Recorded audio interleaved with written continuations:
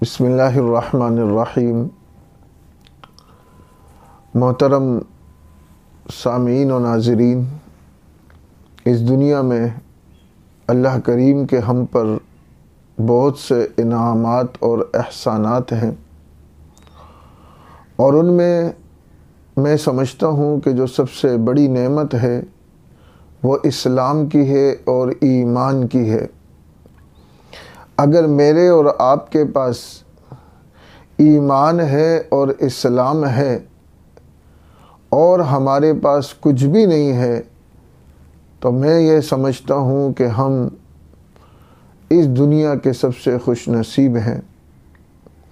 اور اگر ہمارے پاس پوری کائنات ہے، پوری دنیا کی نوازشات ہیں، انعامات ہیں، لیکن اللہ نہ کرے اس شخص کے پاس ایمان نہ ہو، اسلام نہ ہو، وہ کسی بھی صورت کامیاب نہیں ہے۔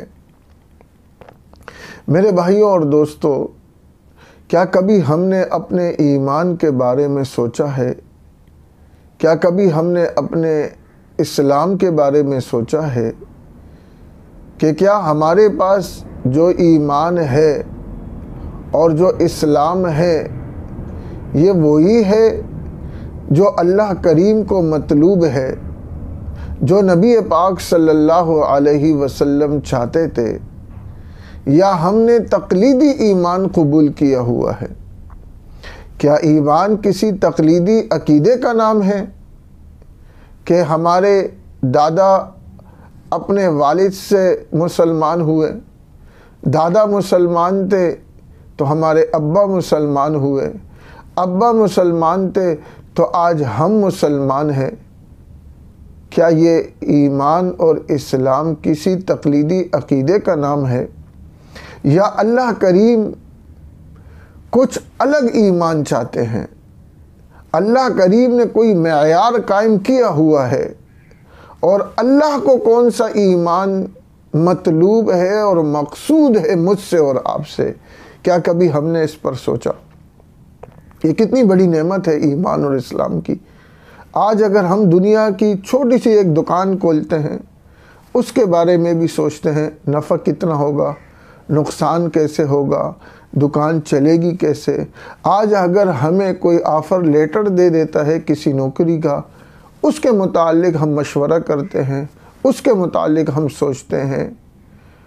کیا کبھی ہم نے اپنے ایمان کے بارے میں بھی سوچا ہے کہ میرا ایمان اور میرے ایمان کی کیفیت وہی ہے جو اللہ کریم مجھ سے چاہتے تھے، جو نبی پاک صلی اللہ علیہ وسلم کو ہم سے مطلوب تھا؟ تو میرے بھائیوں اور دوستو، یہ جو ایمان ہے اس کا بھی ایک معیار اللہ کریم نے قرآن کریم میں بیان کیا ہے کہ وَإِذَا قِيلَ لَهُمْ آمِنُوا كَمَا آمَنَ النَّاسِ، کہ ایمان جو ہم نے لے کر آنا ہے اس کی حالت اور کیفیت وہ ہونی چاہیے جو صحابہ کرام رضوان اللہ تعالی علیہم اجمعین والی ہونی چاہیے۔ یعنی یہ ایمان یہ ایک شعوری چیز ہے، انسان کو پتہ ہونا چاہیے، اور جب یہ ایمان انسان کے دل میں داخل ہو جاتا ہے وَلَمَّا يَدْخُلِ الْإِيمَانُ فِي قُلُوبِكُمْ، تو یہ ایمان پھر رہتا ایک عام حالت میں نہیں رہتا۔ ایمان جس دل کے اندر آ جاتا ہے اس انسان کا کردار پھر پہلے والا نہیں رہتا، اس انسان کا قول پھر پہلے والا نہیں رہتا، انسان ایک نیا انسان بن کر معاشرے میں سامنے آتا ہے۔ آپ دیکھیں، جب فرعون نے حضرت موسیٰ علیہ السلام کے مقابلے میں جادوگروں کو بلایا، جادوگروں نے مقابلے کے لیے جب وہ آئے میدان میں، انہوں نے آنے سے پہلے انہوں نے آنے سے پہلے فرعون سے کیا کہا؟ فرعون سے کہا اِنَّ لَنَا لَأَجْرًا إِن كُنَّا نَحْنُ الْغَالِبِينَ، اے فرعون، اگر ہم حضرت موسیٰ کے مقابلے میں غالب آ گئے، ہم نے ان کو ہرا دیا، تو ہمیں کیا ملے گا؟ کیا اکرام ہوگا، کیا انعام ہوگا، کیا نوازشات ہوگی؟ مگر یہی جادوگر جب آئے اور ان پر حق کھل گیا، ان کو پتہ چل گیا کہ ہم غلط پر تھے، اور حضرت موسیٰ علیہ السلام اللہ کی طرف سے سچے اور پکے پیغمبر ہیں۔